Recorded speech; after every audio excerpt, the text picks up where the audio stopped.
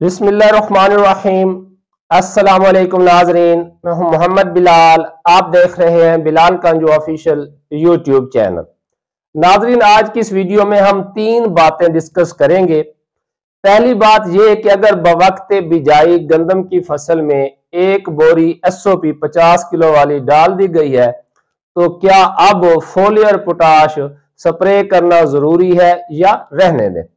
दूसरा सवाल ये हमारे काश्तकार दोस्तों का कि ये जो हम पोटाश इस्तेमाल करते हैं, बहुत सारे काश्तकार ऐसे हैं जो नहीं भी करते फिर भी 60 मन पैदावार आ जाती है, और जो करते हैं उनकी भी 60 मन पैदावार आ जाती है। इसकी क्या वजह है? और तीसरा बड़ा अहम सवाल कि हम पोटाश का स्प्रे किस वक्त तक कर सकते हैं। तो सबसे पहली बात कि अगर आपने बवक्त बिजाई एक बोरी 50 किलो वाली SOP जमीन में डाली है तो उसके बाद अगर आपकी फसल बिल्कुल सेहतमंद है तो पोटाश इस्तेमाल करने की जरूरत नहीं। मगर अगर रिसर्च ट्रायल को देखा जाए तो जो फोलियर पोटाश है जब गंदम गोब की हालत पर होती है उस वक्त अगर 1 किलो फी एकड़ के हिसाब से सप्लाई कर दी जाए तो उससे अच्छे रिजल्ट्स मिलते हैं, मनफी असर कोई भी नहीं। बहरहाल आपने ये बात जहन में रखनी है कि जो हमारे रेतले रकबे हैं वहां पर बवक्त बिजाई एक बोरी SOP फी एकड़ इस्तेमाल करना ठीक नहीं है। वहां पर हमें कोशिश करनी चाहिए कि मुख्तलिफ अक़सात में 3 पानियों तक मुसलसल थोड़ी थोड़ी पोटाश देते रहना चाहिए। बल्कि ऐसी जमीनों में फोलियर पोटाश के अगर 2 स्प्रे हो जाए तो बहुत अच्छे रिजल्ट्स मिलते हैं। अब रही बात दूसरा सवाल कि बहुत सारे दोस्त बगैर पोटाश के भी उतनी पैदावार ले लेते हैं। दरअसल जो पैदावार का हसूल है हमने अपनी तरफ से तमाम गिज़ाई अज्जा अगर पूरे कर दिए मगर मौसम ने साथ नहीं दिया तो आपकी पैदावार पूरी नहीं आएगी। गंदम की बेहतरीन पैदावार में सबसे ज्यादा किरदार मौसम का है।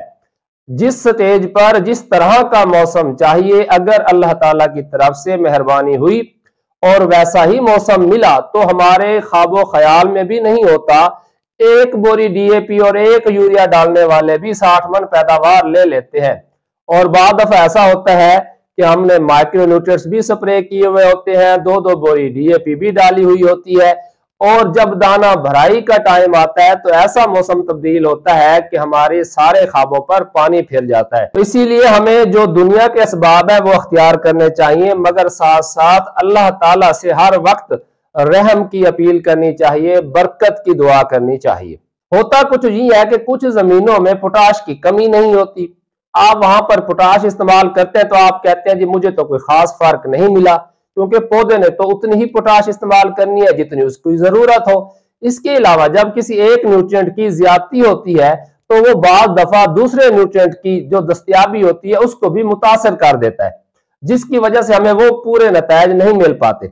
जबकि बाद जमीनों में जहां पर आपने कभी पोटाश इस्तेमाल नहीं की, जमीनें भी कमजोर थी, पोटाश की भी कमी थी, और आपने वहां पर पोटाश इस्तेमाल की कई सालों बाद और आपको ऐसे लगा कि पैदावार में बहुत ज्यादा इजाफा हुआ, पेट भरा हुआ हो तो बदहजमी हो जाती है।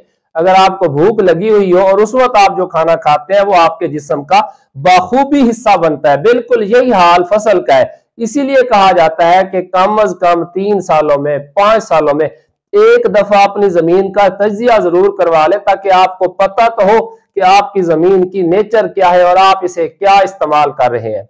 तो आप मेरी बात समझ गए होंगे कि जहां पर कमी होती है वहां पर पोटाश डालने से बहुत आला किस्म के रिजल्ट्स मिलते हैं, और जिन जमीनों में पोटाश की ज्यादा कमी नहीं होती वहां पर आपको खास इजाफा नजर नहीं आता।